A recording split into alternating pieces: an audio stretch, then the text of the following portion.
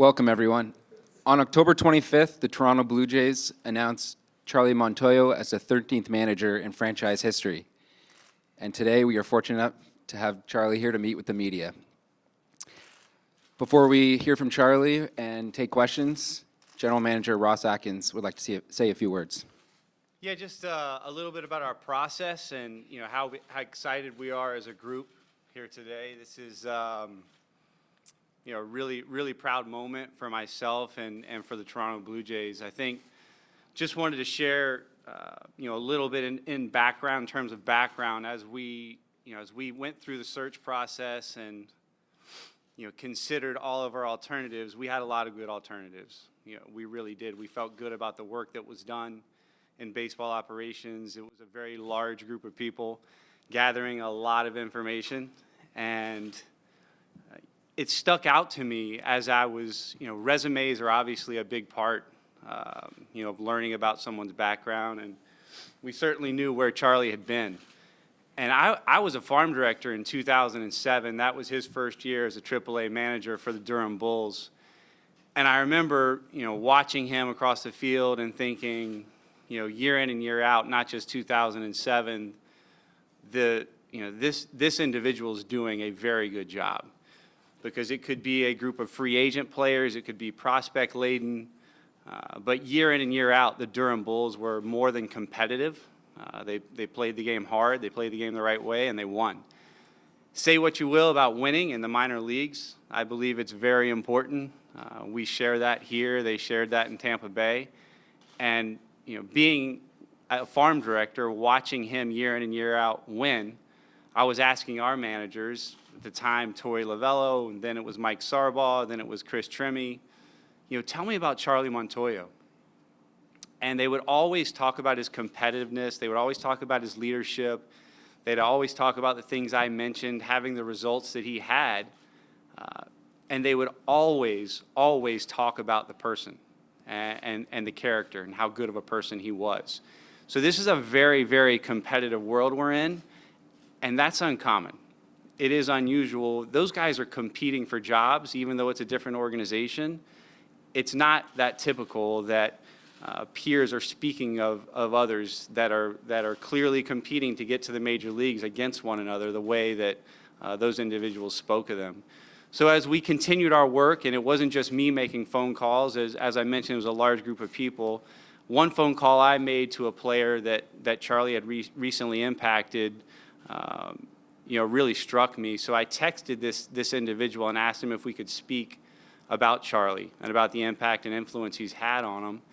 And he asked me, because he needed some time, he said, "Can we talk tonight?" Sure. So when I called, he had clearly prepared for the interaction, and he thought through why he thought Charlie would be an exceptional manager. And he said, first and foremost, he is a remarkable human being. He's a great father. He's a great husband. And it gives me a great deal of confidence that the guidance he's providing me is very good guidance. He does that consistently, and I want to get to the field every day to see him.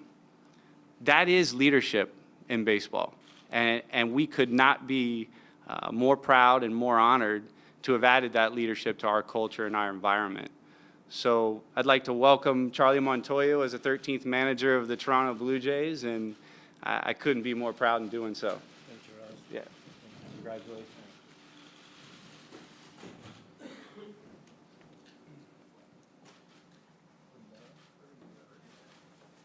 This is not my forte here.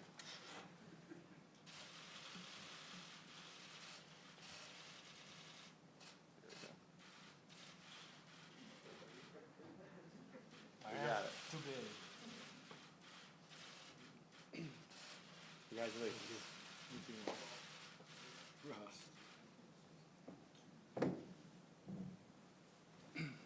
Keep it like this.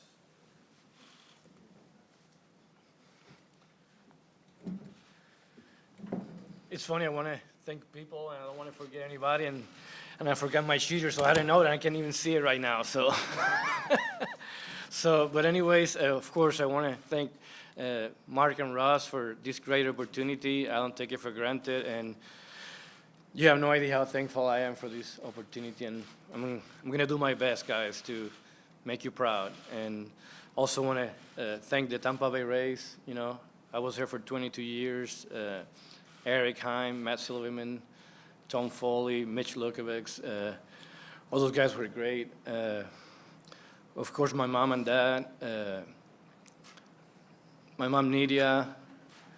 My dad, Felix. My sister, Wandy.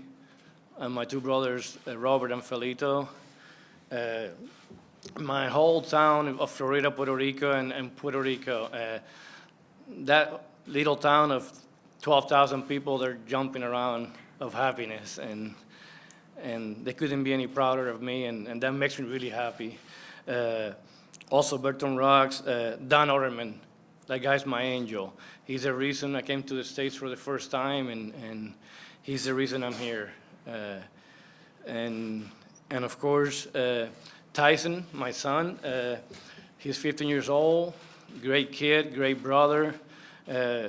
My son, Alex, he's 11 years old, and he's going to be the Toronto Blue Jays #1 fan. I'll tell you that right now. And of course, my wife, if it wasn't for her, I wouldn't even be here either.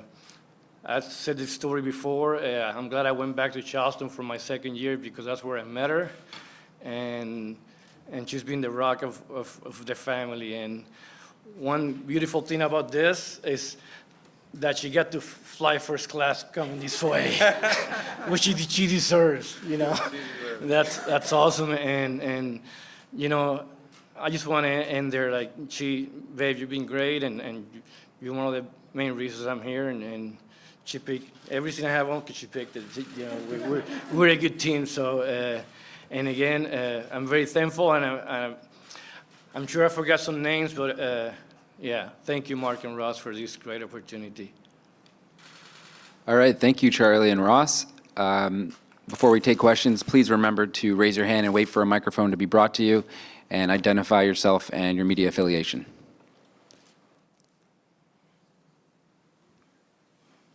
Mike Wilner from the Blue Jays Radio Network. All right, we seem to have the audio in order now. Charlie, welcome and congratulations. I just want to know, Ross said glowing things about you that your other managers in AAA have said, and other farm directors, since you got this job and they announced it, there's been just this outpouring from the baseball community, how happy they are for you, how proud they are of you, and to a man, he deserves it. This is the guy who deserves this opportunity. What's it feel like for you to hear all that from everyone around the game? I think that's the biggest thing for me. Not only when he told me that I was going to be the next manager, but the reaction of all my friends, all the baseball people in the game, and one phone call that it touched me a lot, and I shared with Ross, was Don Zimmer's wife. She sent me, and I have it, I'll play it for you guys later because it meant a lot to me.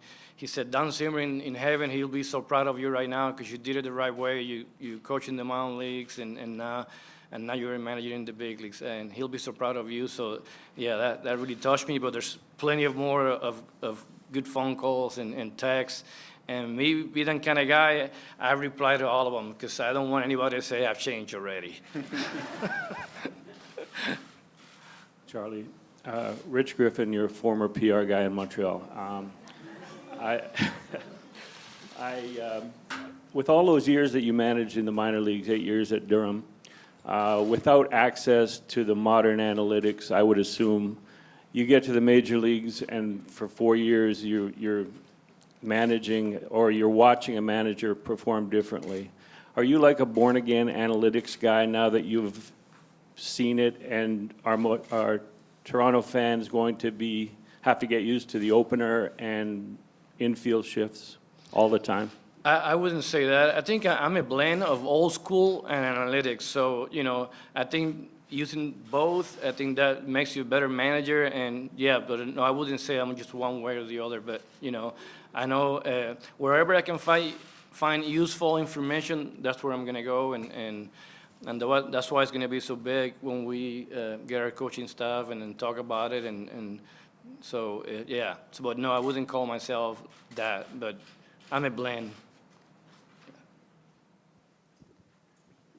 Hi, Charlie. Eduardo Harari from La Portada, Canada. One of the things that hasn't been said enough is that you are the first Hispanic manager in the Blue Jays organization. And how does that feel? How does that feel being Boricua as well? You know what's beautiful just happened the last couple of days?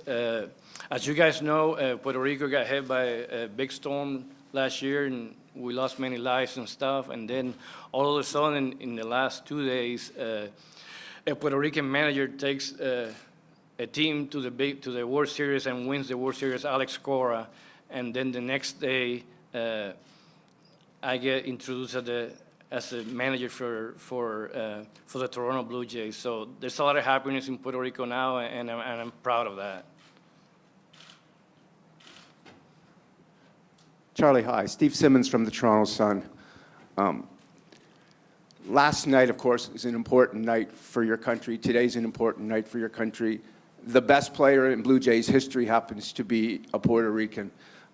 When you factor on everything that's going on, what does today mean to you and to your country?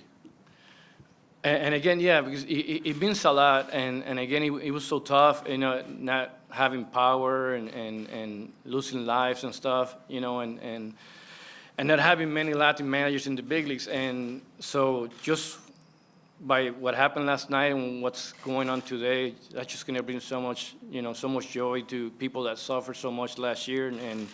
And I cannot thank Mark and Ross enough for giving me this opportunity. Hi, right here. Adrian Gobriel with City News, City TV. What would you say when it comes down to decision making for you as a manager? What would you rely on more on your gut or analytics? And if I could get a two-part question, then what would you also say to critics who say analytics are killing the game, the romance side of the game? Yeah, I see what people mean by that, but both. You know, a lot of times analytics are just giving you what you knew already by managing. So your gut feeling, and then you say, okay, yeah, I was right. You know, or yeah. So it's gonna be. I'm gonna have 7 coaches. I'm gonna use that information, the analytics side, my gut feeling, and then we're gonna make a decision. That's how I'm gonna do it, not just one way or the other. Hi, Rosie DeMano from the Toronto Star. All those years in the minors, I think it's 18, right? Yeah, but who's counting? Right. Yeah, you may have enjoyed them a great deal and had a lot of success, but what took so long? You know, and again, I'm going to give a message here that because I think it was 2003 when Jim Leland won. And I remember he was looking straight to the camera, and I was in instructional league, and he was one of those guys that said, you know, all those guys in the instructional league that are watching me right now, just keep you doing your job. You never know, dreams come through and stuff. So I want to take this moment right now with that question you just asked and tell the same thing to all those minor league guys that are grinding it out right now, and just keep doing your job. You know, keep teaching those players, and you know, and you never know. If a guy like me got here, it could be you too. So yeah, don't think ahead. Don't think about moving up. Just think about your job at hand, and you're gonna be a very good minor league player. And who knows, you might be a big league manager someday, like I am now.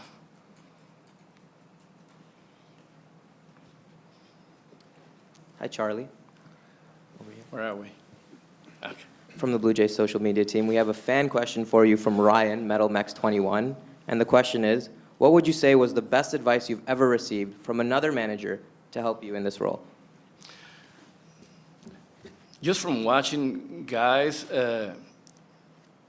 just being positive. You know, it's a tough game, you know, and I remember a guy named Tom Gamboa. He managed me in winter ball, and actually, you know what's funny? I used his signs all the way from Princeton, West Virginia, to my 4 years in the big leagues. They hold the same signs for 22 years. And one of the things that he always did, that I always learned from, is just be positive. Like here, I could bring a lefty in, right, to get a double play ball, and the ball finds a hole. I would talk to that guy, I would tell him, great job, you did what I asked you to do. It just happens to find the hole. And you know what, that kid's gonna feel a lot better next time he goes in because he knows he did his job, it just didn't work out. So that's one thing I learned, you know. Charlie, Steve Buffrey from the Toronto Sun. I know you've only been here a short while, but what are your thoughts on what the Jays have in their lineup, what they have in their minor league system, and what do you think you can do with this team this upcoming season? You know, looking at this team from the other side, almost reminds me of the team we have in Tampa. You know, a lot of younger kids. You know, there's going to be a lot of player development deals we got to teach, but honestly, I wasn't even thinking about that for the last couple of days. I wanted to make sure I got this job first before I started thinking about it, because that's what had happened when I got called up to the big leagues. I didn't even call my mom and dad until I was in that bench, make sure they didn't change their mind. So same way here. Now that I'm here, it's official. Then I'll talk to Mark and our front office and stuff, and we start talking about that. But answer your question a little bit, yeah, it looks like a fun team. It's going to be a fun team to manage. Charlie, Griffin Star. This Blue Jays roster doesn't have the base running ability, the speed, the defense, or the power arms that the Rays had.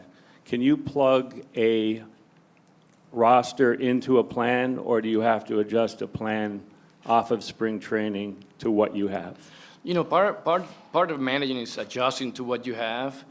So I'm going to adjust to what we got, and we're going to play to win, and we go from there. If it's a team that doesn't have any speed, I'm not going to try to steal bases. That just wouldn't be smart. So, yeah, I'm going to adjust to whatever team we decide to have at the end of spring training. That's how I'm going to manage. And a good example, the Orioles a couple of years ago, they didn't run because they hit 3-run homers. So it wasn't smart for Showalter to try to steal bases because they were getting thrown out. Same thing here. Whenever we get to those 25 players, I'll make an adjustment and I'll see what we have, and we'll manage that way. Charlie, Shai Davidi from Sportsnet, congratulations and welcome. When the players arrive into the clubhouse, and you've touched on small pieces, what kind of manager can they expect to work with over the coming season? Somebody who communicates a lot, and I think that's one of my strengths. The respect. I respect the player, because I know it's not an easy game to play. So whatever I do, as a manager, I think as a player, like how would I feel when somebody's talking to me?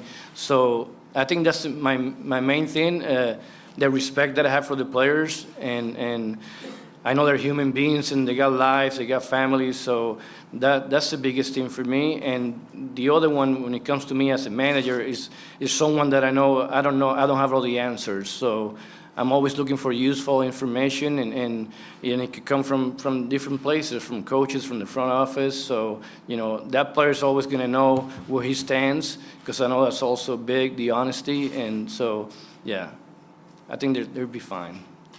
Thank you.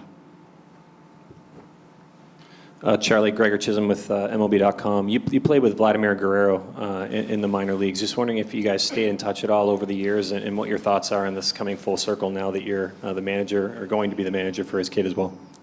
Yeah, Vlad was the best prospect I've seen in the minor leagues. Probably him and Josh Hamilton in my career. And so isn't that, I saw him 3 years ago when his son came to here for a tryout, or he just signed and he was sitting batting practice and stuff. So Vlad's still the same. He hasn't changed. He gave me a big hug, a big smile, and he was happy to see me. So it's going to be a lot of fun for me to manage his kid, and I'm sure Vlad's going to, give me, he's going to talk to me about his kid, and so yeah, I can't wait for that to see Vlad and give him a big hug, and I'm sure he's going to be happy that I'm going to be the manager of his son. Charlie, Steve Urgent with TSN. Welcome. As someone who's probably watched from the other side of the dugout, what's the scouting report from your point of view on Vlad Guerrero Jr.? And as someone who's part of in charge of the development of the team, how do you see yourself bringing Laddie along in 2019? Well, to tell you the truth, I've never seen him play. Just he's all over the news because he's the #1 prospect in the minor leagues, but I've never seen him play. So, but I'm looking forward to it.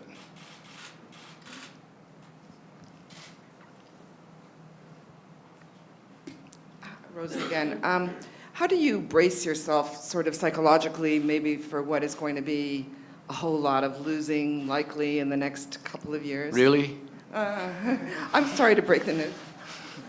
I don't think that way. We're going to play to win from the beginning, and so no, that doesn't.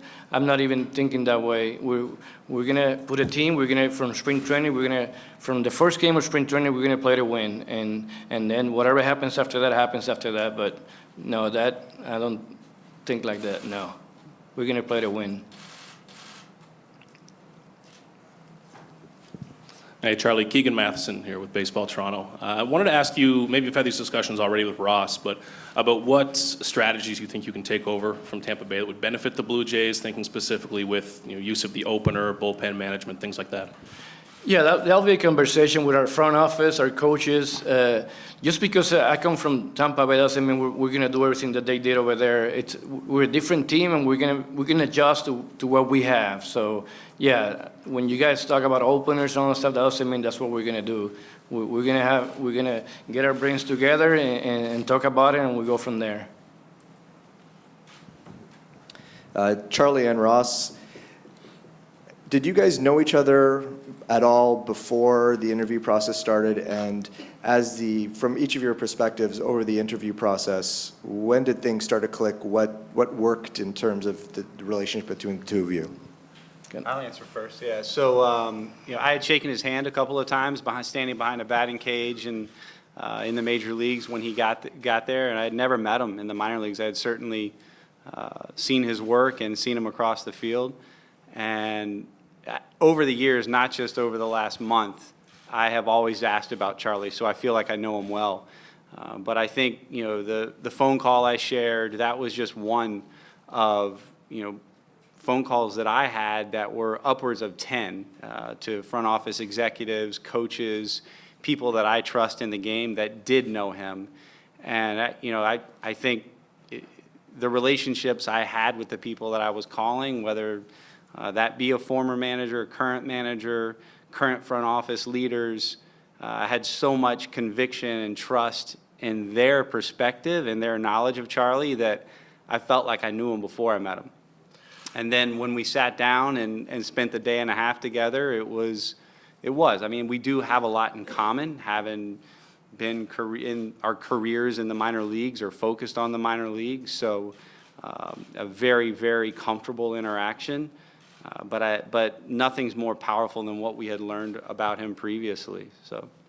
Well, this is how it happened to me. Of course, when I was interviewing, we went out to dinner, Mark and Ross, and what it was supposed to be an hour dinner, it took forever because the waiter took forever. So that worked out for me. Like, I cannot wait to see that waiter so I can tip him even more because it was awesome. I got to know these guys more, and my thought when that dinner was over, it would be great to work for these two guys. And yeah, so that's my story. Charlie, your two major league managers were Felipe Alou in '93, Kevin Cash the last 4 years. Managers in the major leagues borrow from people they've worked with or managed against in your case. Could you name 3 guys that you have borrowed, that you have admired and borrowed things from? And can you talk about Felipe as your first manager? Yeah, Felipe was awesome. He was a kind of that even keel kind of person, communicated a lot, and Joe can speak of that because he was there too with me. And Tony Muser was another guy who I played for who was real honest, and I think that was very good. And then again, Tom Gamboa, his honesty to me, and he's been so positive to me that I said, if I ever managed, I'm going to be like these guys. And so I took communication, the honesty, and the positive side. I think that makes it for a good manager because they were. Yeah.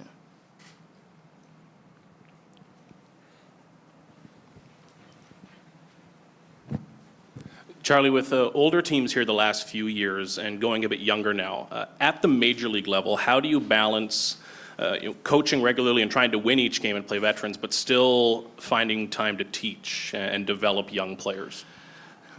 I'm looking forward to that. That's just everything I've done in my life, just teaching and helping younger players to get better, and it's going to be awesome. And again, that's why finding the right coaching staff, it'll be very important to me. And I already talked to Ross about it. I haven't been able to sleep because that's my #1 goal, to find that coaching staff that can help these kids get better.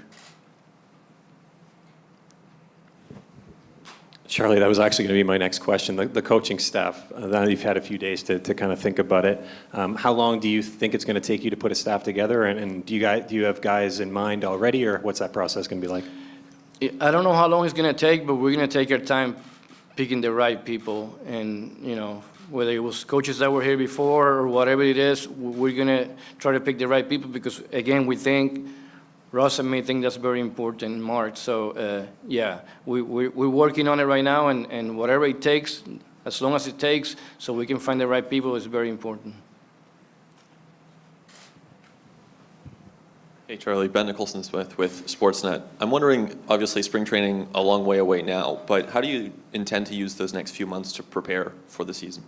And that will start by finding the coaches, and then so we can start talking about mapping out the spring training. That's why as soon as we can find those coaches, then we can start thinking about spring training. Yeah. Charlie, Nick here, Yahoo Sports. When you watch the way the game is managed in the major leagues right now, are there any strategies you feel are overused or things you feel like you would do more of compared to what you see, say, in the playoffs?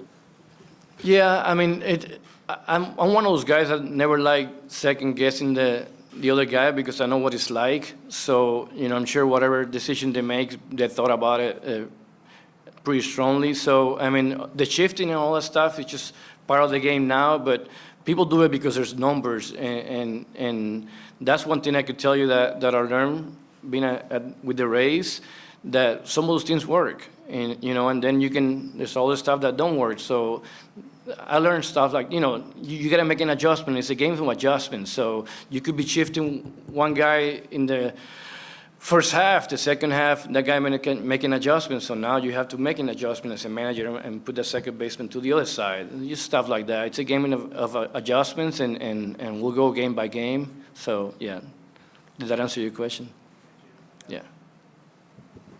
Charlie, hi, Ian Harrison from Associated Press. Congratulations and welcome. Thank you. You told the story of the dinner, and I wonder whether the time you were waiting to get served, was it as beneficial to learn about Ross and Mark as to sort of pitch yourself in that time? And Ross, could you give your impressions, memories of that night as well? I was trying to be myself, and that's one advice I got. And so, yeah, I mean, the dinner took forever, but it was we were just talking baseball. And for me, I could have fun with anybody talking baseball. So, and of course, those two guys are awesome, but yeah, I wasn't trying to pitch myself or give ideas. It was just a conversation about players, about coaches, about everything. It was a lot of fun. Yeah, I mean, I would say it's certainly an important part is making sure that there is some connection and ease of communication. But in any hire and any interview process is just a piece of the equation, and that was. It was an enjoyable time. But it was all baseball and all personal, making sure that we could learn as much about one another as possible. I believe very strongly that is a two-way street. That in the interview process, that they are learning as much about us as we are about them, and they can oftentimes become a bit of an interrogation, and we were trying to avoid that. The Bosque, I believe, was the name of the restaurant. Last few questions. You played here. You played in Ottawa and Montreal, so you spent some time up here, and you touched upon it in your press release. But what are your thoughts of managing in Toronto and Canada? The only major league team in Major League Baseball. You know what? And again, it's awesome because this is my favorite city to come in the big leagues. And as you know, we're in Tampa Bay in this division, so we come here 3 3 times a year, and I love Canada. I also play in Ottawa, so that's a beautiful place. I had a great time there.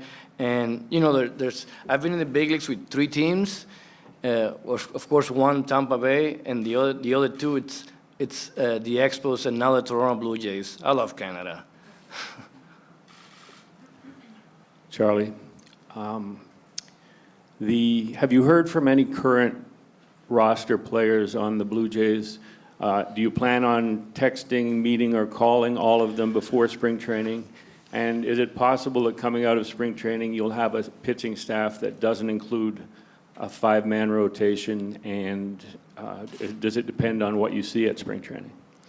Yeah, I mean, right now, I was waiting for this to be official. I already asked Ross for the phone numbers of the players, so sometime tomorrow I'm going to start making phone calls and getting to know those guys, and to me that's very important to me. And we're going to have also the Fan Fest here sometime in January, so that'll be a great time to meet them in person also. Yeah, I'm looking forward to that very much. Huh? We haven't talked about that yet or anything yet, so yeah. I'll tell you in a couple of days, right, Russ? Yeah. Just a quick question. Where is home to you, and will your family be moving to Toronto with you? Yeah, that's what Russ said. You better move to Toronto. More or less, yeah. Well, my wife is here. I'll tell you after she looks around. She's the boss of the house. Last question. Hi, Charlie. It's Caitlin McGrath from The Athletic. Just wondering, we've seen a trend of younger guys getting big league manager jobs. Did you feel any sense of urgency to get that first big league job now? No, because like I said before, I was always trying to be the best of where I was and never thinking ahead. So again, like when I was in Durham, I wanted to be the best AAA manager I could be. When I got to the third base coach in the big leagues, I wanted to be the best third base coach. And that might sound fake for some people, but that's just the truth. Like I was never looking ahead to, you know, and yes, I saw the trend. And like my friend Rocco Baldelli, during the year I was telling him, dude, they're looking for guys like you. Come on, buddy, you got to do it. Because I love him, and he got one, so I'm really happy for him. And then, you know, and then it happened to me, and it's awesome. You just never know. You just never know.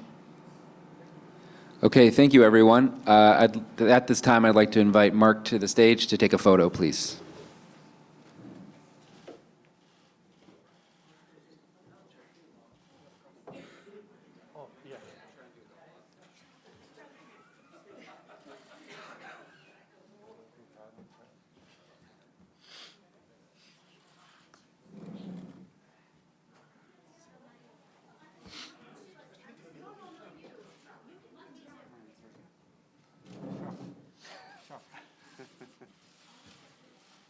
Say something funny, Charlie.